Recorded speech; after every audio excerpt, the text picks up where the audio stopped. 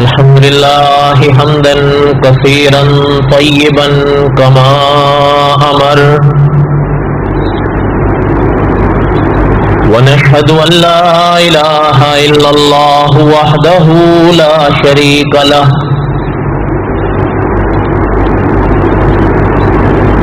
ونشهد أن سيدنا وسندنا ومولانا محمدا عبده ورسوله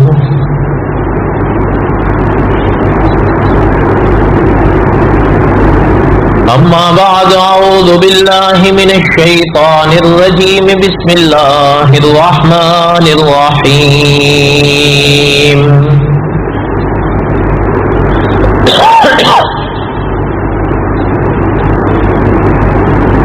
الف لام را تلك آيات الكتاب المبين إنا أنزلناه قرآنا عربيا لعلكم تعقلون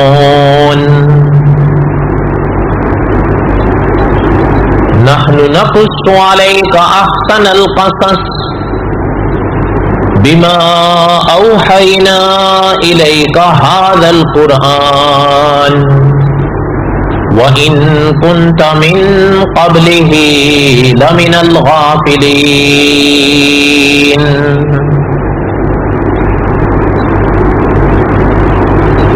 وقال الله تعالى في مقام آخر إن الله اصطفى آدم ونوحا وآل إبراهيم وآل عمران على العالمين ذرية بعضها من بعض والله سميع عليم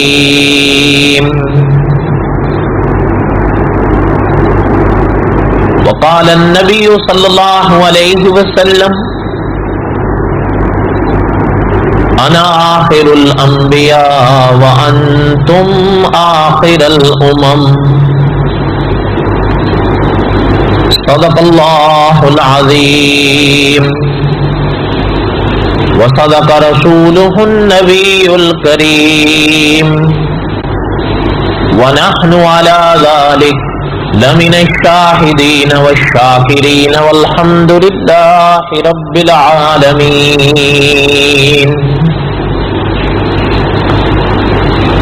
اللهم صل على محمد وعلى آل محمد كما صليت على إبراهيم وعلى آل إبراهيم إنك حميد مجيد اللهم بارك على محمد وعلى آل محمد كما باركت على إبراهيم وعلى آل إبراهيم إنك حميد مجيد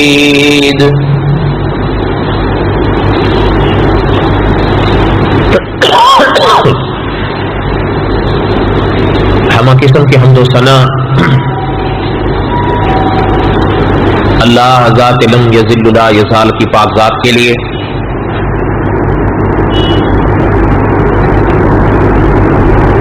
صدق دل سے لا تعداد مرتبہ درود و سلام امام الانبیاء حضرت محمد الرسول اللہ صلی اللہ علیہ وسلم کی پاک ذات کے لیے۔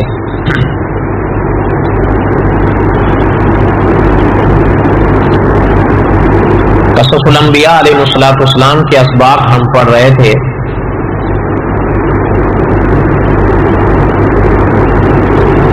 اور حضرت موسیٰ علیہ السلام کے واقعات کا کچھ حصہ دہرایا۔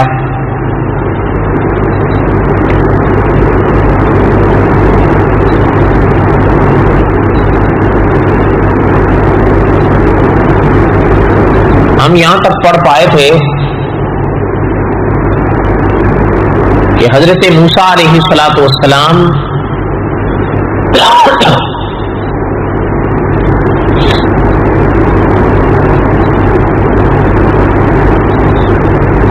جب مدین پہنچے تو وہاں پر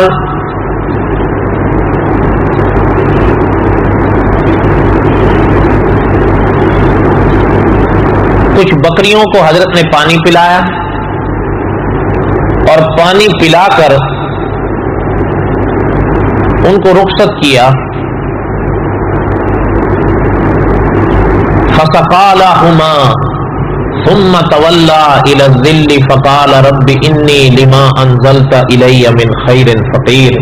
اس کے بعد حضرت وہاں ایک درخت تھا, اس کے نیچے آ کر بیٹھ گئے اور اللہ تعالی سے دعا کی. یہ تقریباً ہم نے پڑھ لی.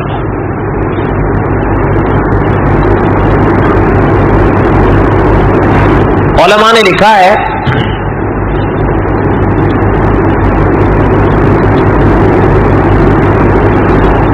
اس باب میں کئی طرح کی باتیں علماء نے لکھی ہیں اور کئی سوالات اٹھے جن کا جواب علماء نے لکھا.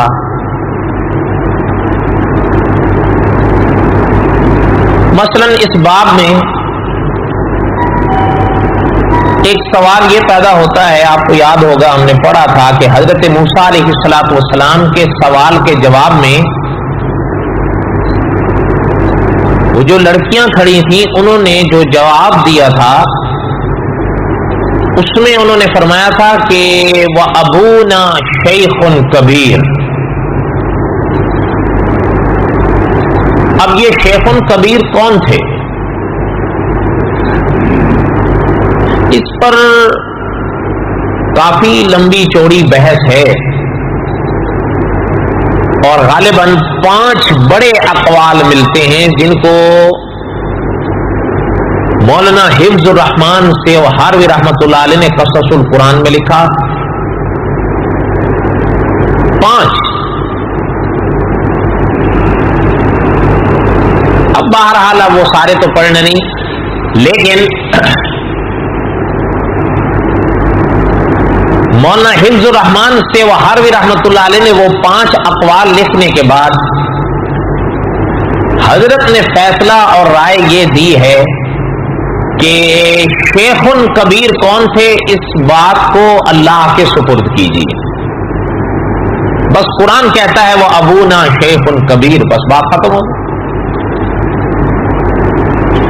وہ فرماتے ہیں کہ جس بات کو جس مقام پر اللہ ذوالجلال والاکرام نے نہیں کھولا بس اس کو کھولنے کی ضرورت نہیں ہے, اللہ کے سپرد کر دیں.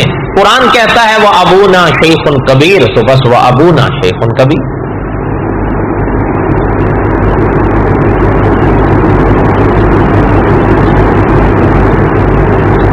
لیکن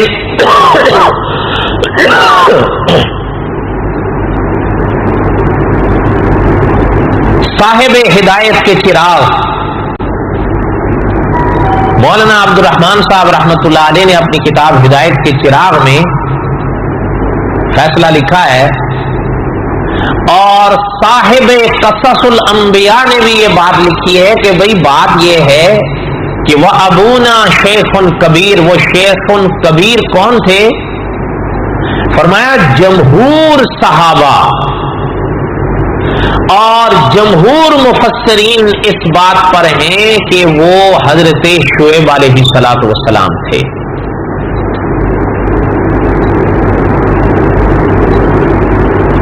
اور مولانا عبد الرحمان صاحب مظاہری رحمۃ اللہ علیہ نے بھی یہی بات لکھی ہے کہ بہرحال جمہور اور اکثر علماء مفسرین کی یہی رائے ہے کہ وہ حضرت شعیب علیہ الصلوۃ والسلام. صاحب قصص الانبیاء نے بھی اپنی اس بات پر دلائل لکھے ہیں اور مولانا عبد الرحمان صاحب رحمۃ اللہ علیہ نے بھی اس بات پر دلائل لکھے ہیں کہ وہ حضرت شعیب تھے. بہرحال بس یہ موٹا سا خلاصہ ذہن میں رکھ لیں, جو مولانا عبد الرحمان صاحب رحمۃ اللہ علیہ یا صاحب قصص الانبیاء نے لکھا ہے کہ جمہور صحابہ جمہور علماء مفسرین اس پر ہیں کہ وہ ابونا شیخ کبیر وہ حضرت شعیب علیہ الصلوۃ والسلام.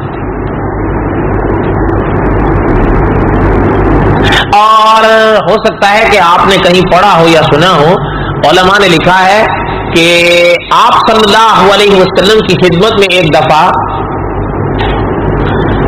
حضرت مسلم رضی اللہ تعالی حاضر ہوئے تو حضور علیہ السلام کے دریافت فرمانے پر انہوں نے فرمایا کہ آقا ہم انزا قبیلے سے ہیں. تو حضور نے فرمایا اچھا یعنی آپ وہاں سے ہو کہ جہاں کے شعیب علیہ السلام تھے جو سسر تھے حضرت موسیٰ کے. تو صاحب قصص الانبیاء نے لکھا ہے کہ یہ روایت موجود ہے طبرانی شریف میں. یہ بھی روشنی ڈالتی ہے کہ وہ حضرت شعیب تھے، اس لیے کہ یہاں تو حضور صاحب فرما رہے ہیں کہ اچھا آپ وہاں سے ہیں کہ جہاں سے شعیب علیہ السلام تھے جو سسر تھے حضرت موسیٰ کے. اور دوسری باتیں بھی انہوں نے لکھی. بہرحال بس خلاصہ ذہن میں رکھ لیں جو جمہور علماء کا انعقاد نے فیصلے کے طور پر لکھا کہ وہ ابونا شیخ کبیر، وہ حضرت شعیب.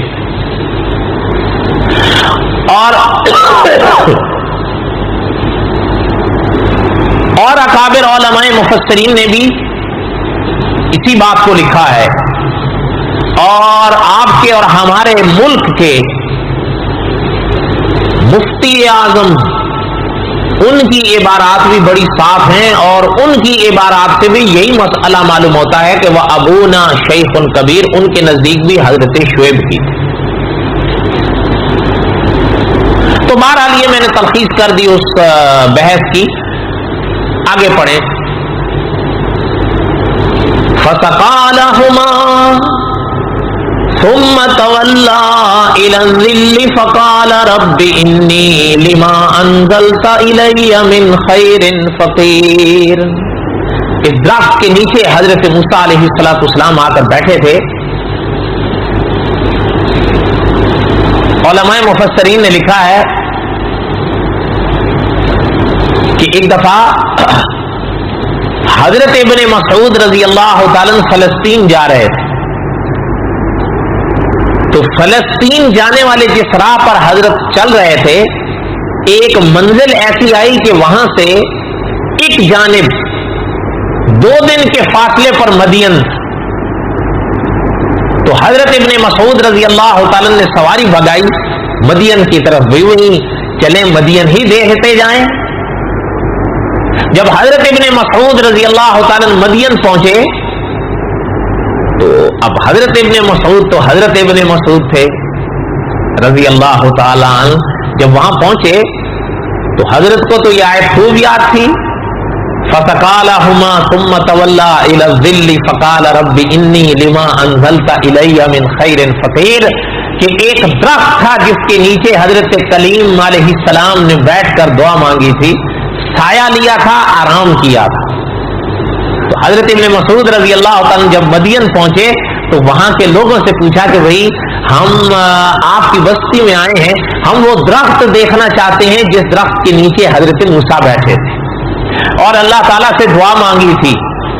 تو علماء مفسرین نے لکھا ہے کہ اس وادی کے لوگوں نے حضرت ابن مسعود رضی اللہ تعالیٰ عنہ کو وہ درخت دکھایا کہ یہ وہ درخت ہے جس درخت کے نیچے حضرت موسیٰ بیٹھے تھے اور جس کا ذکر قرآن میں. حضرت ابن مسعود رضی اللہ تعالی عنہ کے ساتھ سواری بھی تھی. علماء نے لکھا ہے کہ حضرت کی سواری کو بھوک لگی تو اس درخت تھا بڑا سرسبز وہ درخت، وہ سواری اس درخت کے پتے چبانے لگی لیکن نگل نہیں سکی، پھینک دی.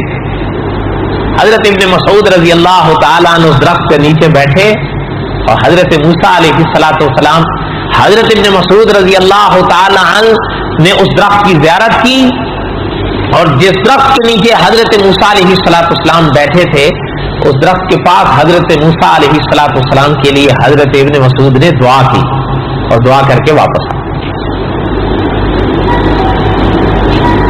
تو بہرحال یہ قصہ ہے، اکابر نے لکھا ہے اور یہ تو صدیوں پہلے کی بات ہے. آپ کے ملک کے اس وقت بھی جو مفتی اعظم پاکستان ہیں انہوں نے خود لکھا ہے کہ ان کے اس سفر نامے میں مجھے اس درخت کا تو ذکر نہیں ملا کیونکہ کہ صدیاں گزر گئی ہیں، لیکن اس سفر نامے میں انہوں نے کنویں کا ذکر کیا ہے کہ ہمیں وہاں کے صاحب نے جو ہے وہ کنواں دکھایا جس کنویں سے حضرت موسیٰ نے پانی نکال کر حضرت شعیب کی بکریوں کو پلایا تھا۔ فرمایا جب ہم نے وہاں دیکھا تو فرمایا وادی کے ایک صاحب سے ملاقات ہوئی، انہوں نے نام بھی لکھا ہے ان کا، حسن یوسف صاحب۔ کہہ رہے تھے وہ صاحب بتا رہے تھے کہ یہاں قریب ایک صاحب کا باغ تھا، تو وہ اپنے باغ کے لیے پانی اس کنویں سے لیتے تھے۔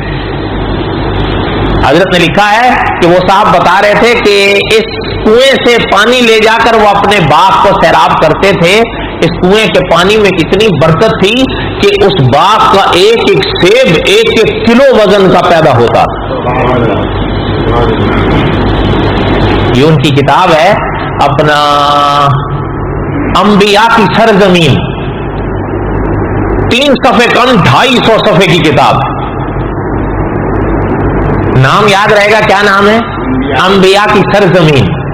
جن کو اگر اس موضوع سے دلچسپی ہو، اردو میں ہے، بڑی بہترین کتاب ہے، پڑھنے سے تعلق رکھتی ہے کہ انہوں نے لکھا ہے اس میں کہ وہ کنواں ہم نے آنکھوں سے دیکھا۔ یہ اکابر کی یادگاریں ہوتی ہیں۔ تو بہرحال اور بھی وہاں پر، چونکہ کتاب کے نام سے ہی ظاہر انبیاء کی سرزمین، اور بھی کئی وادیوں کے تذکرے آپ منگوا لیں، عام ملتی ہے پاکستان میں تصاویر کے ساتھ، بہت خوبصورت اور بڑی عجیب کتاب۔ تو بہرحال عرض یہ کر رہا تھا کہ حضرت موسیٰ علیہ السلام وہاں اس درخت کے نیچے آ کر بیٹھے اور دعا کی، فَسَقَىٰ لَهُمَا ثُمَّ تَوَلَّىٰ إِلَى الظِّلِّ فَقَالَ رَبِّ إِنِّي لِمَا أَنزَلْتَ إِلَيَّ مِنْ خَيْرٍ فَقِيرٌ۔ اچھا، امام ابن کثیر رحمت اللہ علیہ نے حضرت عطا رحمت اللہ علیہ کا فرمان لکھا ہے اس پاک آیت کی تفسیر میں کہ وہ جو لڑکیاں جب وہ جانے لگی نا، پانی اپنا حضرت موسیٰ نے ان کی بکریوں کو پلا دیا اور فرمایا جائیے۔ اچھا، وہ چلی گئی، جب جانے لگی تو چلتے چلتے جو دیکھا کہ یہ مسافر جا کر درخت کے نیچے بیٹھے ہیں، اور بیٹھ کر حضرت موسیٰ نے یہ جو دعا مانگی، حضرت عطا رحمت اللہ علیہ نے فرمایا، امام ابن کثیر رحمت اللہ علیہ نے لکھا ہے کہ ایک لڑکی کے کان میں یہ جملے حضرت موسیٰ کے پڑ گئے تھے۔ بات سمجھ آئی؟ تو بولو تو صحیح۔ آگے سنیں، فجاءته احداهما تمشي على استحياء۔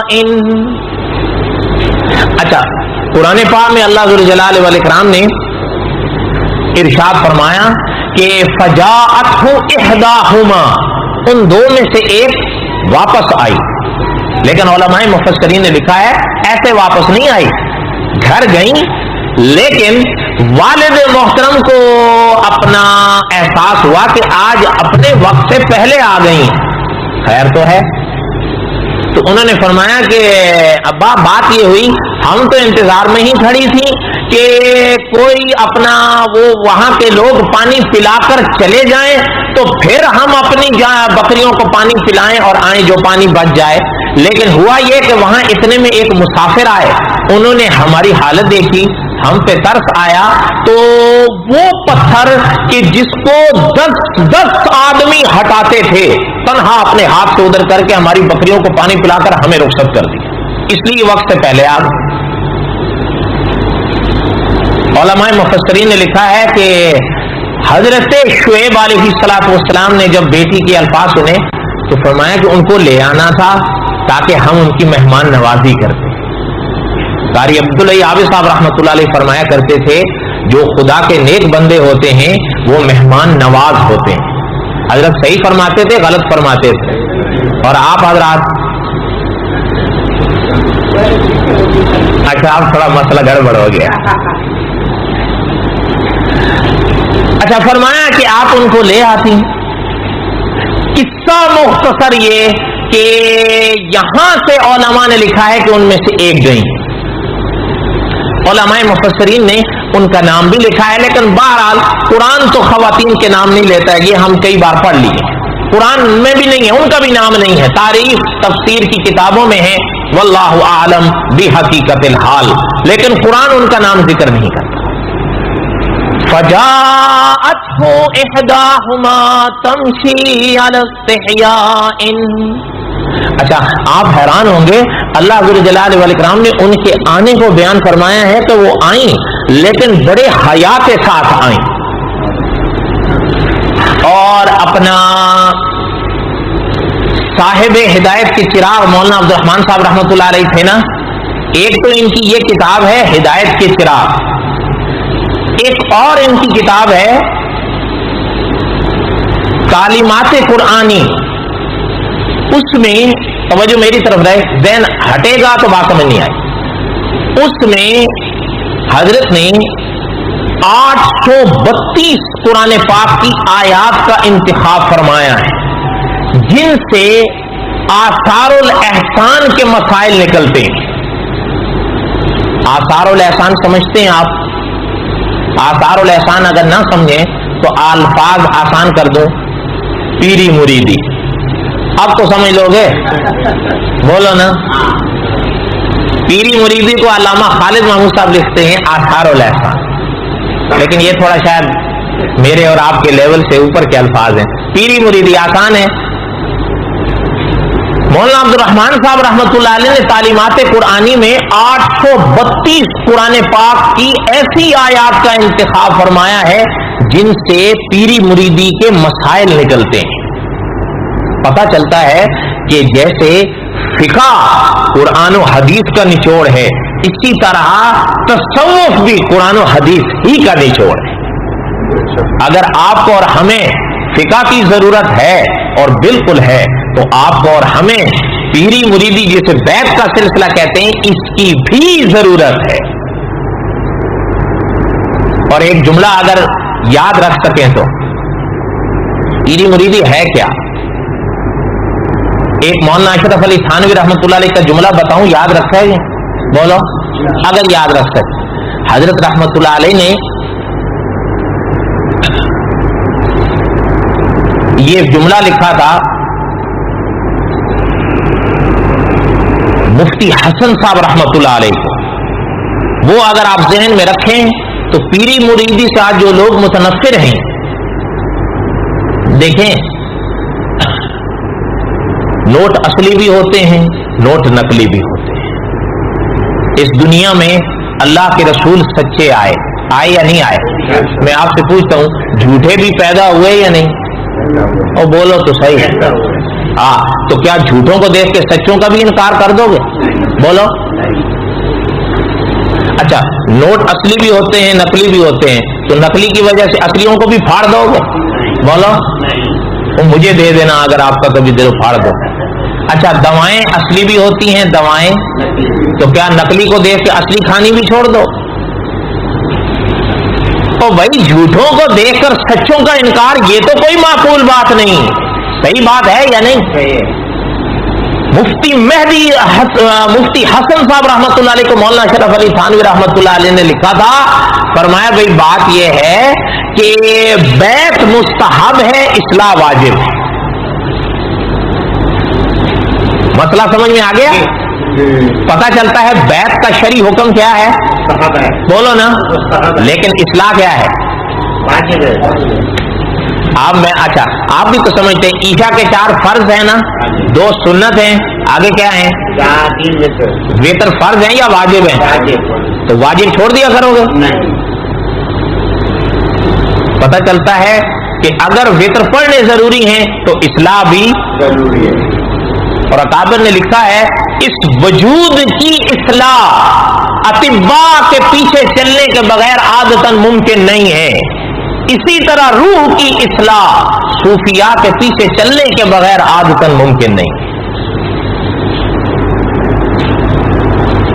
بہرحال یہ تو ایک مستقل موضوع ہے, کبھی اللہ تعالیٰ نے موقع دیا تو آئے گا اپنے مرحلے پر انشاءاللہ. یہاں تک کوئی بات سمجھ میں آئی ہے؟ آگے سن. حضرت رحمت اللہ علیہ نے 832 آیتیں لکھی ہیں اپنی کتاب قرآنی تعلیمات میں, اور اس میں حضرت رحمت اللہ علیہ نے اس آیت کا بھی انتخاب فرمایا جو ابھی میں نے پڑھی, فجاءته احداهما تمشي على استحياء.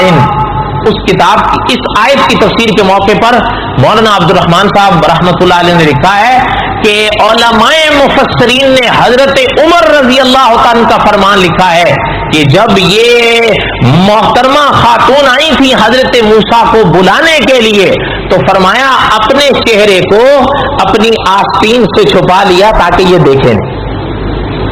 حالانکہ آپ حیران ہوں گے لکھا ہے حالانکہ اس وقت تک یہ اسلامی احکامات نہیں آئے تھے جو حضور کی شریعت میں ہیں.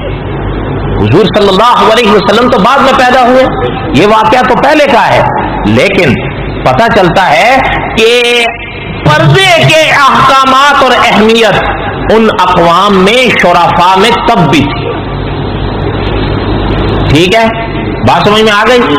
اب اور بھی بہت کچھ لکھا ہے لیکن اب ساری تو نہیں سنا سکتے, ایک دو سنا اتنی بھی یاد رکھ لو تو بہت ہے. ویسے ہمارے ایک دوست کہہ رہے تھے جی کیا ضرورت ہے ان کو اتنا کچھ سنانے کی. مکی صاحب کے الفاظ یہ ہیں, مکی صاحب کے الفاظ یہ ہیں, سن لیں. فرمایا کہ ان کو 100 باتیں سنایا کرو. کتنی باتیں بولو نا. فرمایا ان کو 100 باتیں سنایا کرو, 90 بھول بھی جائیں گے تو 10 یاد رہیں گے. اگر ایک سناؤ گے تو یاد کیا کریں گے, وہ بھی بھول جائیں گے. مکی صاحب کی بات صحیح ہے غلط ہے بولو. تو ہم تو مکی صاحب کی بات پہ چلتے ہیں, اپنے دوست کی ہر بات تو ہم نہیں مان سکتے, یا مان لو. ورنہ مولانا عبد الرحمان صاحب رحمۃ اللہ علیہ نے ان کی ایک اور کتاب ہے کاروان حیات, یہ جن کی ہدایت کی چراغ ہے تعلیمات قرآنی ہے, انہی کی ایک اور کتاب ہے کاروان حیات. اس کے مقدمے میں حضرت نے لکھا ہے کہ ایک وادی میں ایک مولوی صاحب آئے, بیان بہت اچھا کرتے تھے, بہت اچھا کرتے تھے. ان لوگوں نے ان سے کہا کہ حضرت آپ اگر بیان فرما دیں. اچھا وہ بیچارے تھکے ہوئے تھے, دل نہیں تھا. انہوں نے کہا جی یوسف علیہ السلام کا قصہ سننا چاہتے ہیں. وہ مولوی صاحب ویسے ہی بیان نہیں کرنا چاہتا تھا, وہ پریشان ہو گئے یار ان کو یوسف علیہ السلام کا قصہ سنائیں. حضرت نے فرمایا خیر لوگوں نے مجبور کیا تو بیٹھ گئے. تو انہوں نے کہا کہ بھائی سنو, میں تو تھکا ہوا ہوں مگر آپ لوگوں کی فرمائش کا احترام کرتا ہوں. ایک بیٹا تھا ایک باپ تھا, بیٹا بچھڑ گیا, بعد میں دونوں مل گئے. وآخر دعوانا ان الحمدللہ. یہ حضرت نے کاروان حیات کے مقدمے میں لکھا. کرنے کو تو میں نے کہا بھائی ہم بھی ایسا کر سکتے ہیں, لیکن دل نہیں کرتا. صحیح ہے غلط ہے؟ تو بہرحال فرمایا فجاءتہ احداہما, ان میں سے ایک آئی, تمشی علی استحیاء, حیا کے ساتھ. اچھا قالت, فرمانے لگی انا ابی یدعوک لیجزیک اجر ما سقیت لنا. اچھا یہ بھی علماء مفسرین نے لکھا ہے کہ بات کو بالکل واضح کر دیا. نہ یہ فرمایا کہ ہماری طرف سے دعوت ہے, نہ یہ فرمایا کہ دعوت ہے, نہ بالکل واضح بات کر دی کہ قالت ان ابی یدعوک لیجزیک اجر ما سقیت لنا. ہمارے ابو آپ کو بلا رہے ہیں, ہم نہیں. اگر میرے ساتھ کر دیں کون بلا رہے ہیں؟ ہمارے ابو بلا. صاحب قصص الانبیاء نے لکھا ہے یہ بھی شرافت کے رنگوں میں سے ایک رنگ تھا کہ بات کو بالکل واضح کر دیا مسافر کے آگے کہ ہم آپ کو نہیں بلا رہے ہیں, ہمارے ابو آپ کو بلا رہے ہیں. اور کیوں بلا رہے ہیں؟ اس لیے بلا رہے ہیں کہ ہمارے ابو چاہتے ہیں کہ آپ کو بدلہ دیں اس نیکی کا, اس احسان کا جو آپ نے ہم پر کیا ہے. سمجھ آ گئی بات؟ بولو نا. اور انہوں نے اشارہ کس طرف کیا وہ بھی آپ سمجھ گئے ہوں. اچھا علماء مفسرین نے لکھا ہے کہ حضرت موسیٰ نے جب سنا تو حضرت موسیٰ علیہ السلام کو خیال آیا کہ ابھی جو یہ دعا مانگی تھی نا یہ اسی کا بدلہ ہے.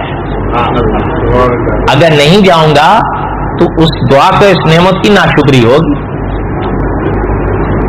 فلما جاءہ وقص علیہ القصص, حضرت موسیٰ چلے. اچھا آپ حیران ہوں گے علماء مفسرین نے لکھا ہے چلنے لگے. اور اپنا ایک چیز اور بھی ہے کہ جو میں نے ابھی شروع میں ذکر کیا نا کہ آپ کے ملک کے مفتی اعظم انہوں نے اپنی کتاب میں اس کنویں کی زیارت کا ذکر لکھا ہے جنہوں نے اس کنویں کو دیکھا وہ ابھی بھی حیات ہیں الحمدللہ. میں نے اس کتاب کا ابھی نام بتایا ہے. کیا نام تھا؟ دیکھیں ابھی بھول بھال گئے. انبیاء کی سرزمین. اس میں حضرت نے لکھا ہے کہ ہم نے اس کنویں کو دیکھا تو کنواں تو زمین کے قریب تھا، لیکن جو وادی تھی مدین وہ اوپر کی طرف تھی. اس سے ایک بات کو سمجھیے جو علماء مفسرین نے یہ لکھا ہے کہ جب حضرت موسیٰ علیہ السلام چلنے لگے تو وہ خاتون آگے ہوئی اور حضرت موسیٰ پیچھے ہوئے. اچھا جب آگے اب امکان تھا کہ ہوا آئے اور خاتون کا کچھ نہ کچھ پردہ ادھر ادھر ہو. آپ حیران ہوں گے، علماء مفسرین نے لکھا کہ حضرت موسیٰ علیہ السلام نے فرمایا محترمہ آپ ہمارے پیچھے چلیے، آپ آگے نہ چلیے. علماء نے اس میں یہی حکمت لکھی ہے کہ حضرت کلیم نہیں چاہتے تھے کیا پتا کوئی ہوا کا جھونکا آئے، چادر یا پردہ آگے پیچھے ہو جائے. ایک بات. دوسری بات علماء نے لکھا ہے کہ پرانی کتابوں میں ان محترمہ کے الفاظ ملتے ہیں کہ از اول تا آخر جتنی دیر بھی خدا کے کلیم نے وہاں مجھ سے گفتگو کی ایک بار بھی میرے چہرے پر نظر نہیں ڈالی. یہ خدا کے نبیوں کی ہی شان ہے. اچھا ان کو فرمایا آپ میرے پیچھے چلیں، اور چونکہ راستہ تو حضرت کلیم نہیں جانتے تھے تو فرمایا کہ جب راستہ دائیں یا بائیں موڑنا ہو تو مجھے بتا دیجیے گا کہ دائیں جانا ہے یا بائیں. بات سمجھ آئی؟ اس طرح گھر کا راستہ طے کیا. فلما جاءه وقص عليه القصص. اچھا اس گھر میں پہنچے جہاں حضرت شعیب تھے. علماء مفسرین نے لکھا ہے حضرت شعیب علیہ السلام نے جب دیکھا تو علماء مفسرین نے لکھا ہے کہ حضرت شعیب کی نظر جو خدا کے کلیم کے چہرے پر پڑی، نظر پڑتے ہی سمجھ گئے کہ یہ مستقبل کے خدا کے رسول ہیں. اس لیے وہ خود نبی تھے. نبی کو نہیں پہچانیں گے تو کون پہچانے گا؟ یہ تو بالکل وہی بات ہے جیسے حضرت محمد الرسول اللہ صلی اللہ علیہ وسلم نے اپنا بہرحال یہ پھر واقع لمبا ہو جائے گا پھر کبھی. حضرت شعیب علیہ السلام نے دیکھتے ہی پہچان لیا، بٹھایا، گفتگو ہوئی. آپ حیران ہوں گے، علماء مفسرین نے لکھا ہے کہ حضرت شعیب علیہ السلام نے کھانا پیش فرمایا، پانی پیش فرمایا. مفتی تقی عثمانی صاحب نے بھی لکھا ہے اور علماء نے بھی لکھا ہے کہ حضرت موسیٰ علیہ السلام نے جب کھانا دیکھا تو ہاتھ نہیں بڑھایا. تو حضرت شعیب نے فرمایا آپ کھانا نہیں کھا رہے. تو حضرت موسیٰ علیہ السلام نے فرمایا ہم نہیں کھائیں گے. علماء مفسرین کا بات کو سمجھیے ذرا، اور نقطہ یہ سمجھیے کہ آخرت کی اہمیت پیغمبر کے دل میں کتنی ہوتی ہے. اس نقطے کو سمجھیے گا. حضرت شعیب علیہ السلام نے فرمایا آپ کو بھوک نہیں، آپ نہیں کھانا چاہ رہے. تو حضرت موسیٰ نے فرمایا نہیں، بھوک بھی ہے، پیاس بھی ہے، لیکن میں ڈرتا اس چیز سے ہوں کہ یہ کہیں آپ مجھے اس کا بدلہ تو نہیں دے رہے ہیں جو میں نے وہاں آپ کی بکریوں کو پانی پلایا تھا. ہم خدا کے ان لوگوں میں سے ہیں جو آخرت کے لیے کوئی کام اگر کرتے ہیں تو اس کام کے بدلے میں اگر کوئی ساری زمین بھی سونے سے بھر کر ہمیں دے ہم نہیں لیتے. اس لیے کہ حضرت کلیم اس راز کو خوب سمجھتے تھے، یہ سونا جتنا بھی ہو ایک دن یہی مٹی ہو جائے گا. آخرت کا جو اجر ہوگا وہ ہمیشہ باقی. والباقیات الصالحات خیر عند ربک ثوابا وخیر امالا. اس بات کو حضرت موسیٰ سے زیادہ کون سمجھ سکتا؟ علماء مفسرین نے لکھا ہے حضرت شعیب نے جب حضرت موسیٰ کی بات سنی، پیغمبر کا تقویٰ دیکھیں، پیغمبر کے دل میں آخرت کی اہمیت دیکھیں. حضرت شعیب نے فرمایا اللہ واللہ، یہ الفاظ لکھے ہیں علماء مفسرین نے کہ حضرت نے فرمایا اللہ واللہ، خدا کی قسم ہے یہ اس کا عوض نہیں بلکہ ہمارے آباء و اجداد کا یہ مزاج